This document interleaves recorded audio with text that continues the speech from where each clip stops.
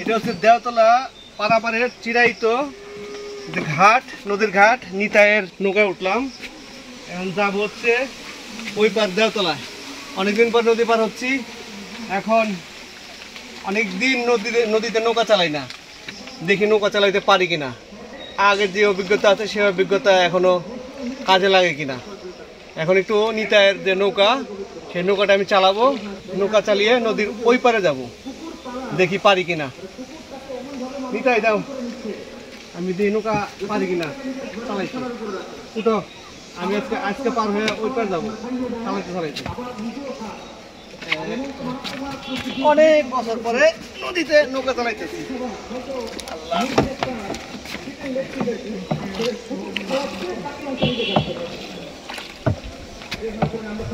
পারি তো।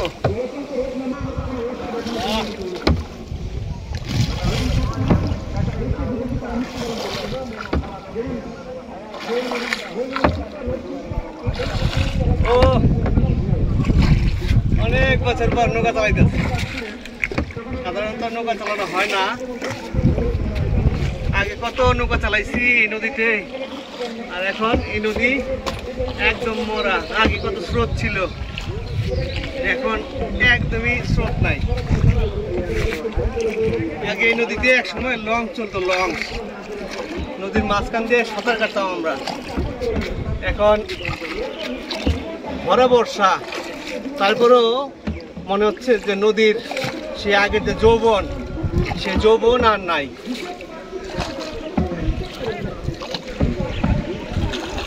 ভালোই লাগছে নৌকা চালাইতে, পুরাতন স্মৃতিগুলি আবার মনে পড়তেছে।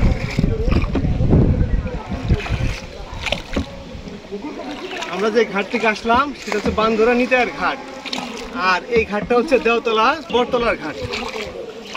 কি সুন্দর নদীতে গোসল করতেছে ছেলে পেলে। আমরাও একসময় এইভাবে গোসল করতাম।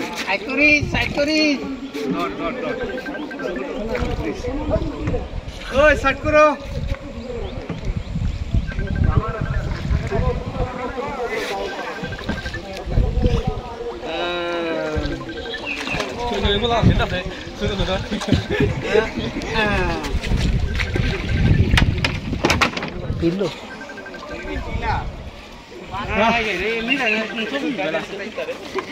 কি বন্ধুরা,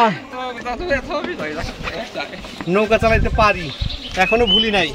নৌকা চালানো মনে আছে, তো চলেন।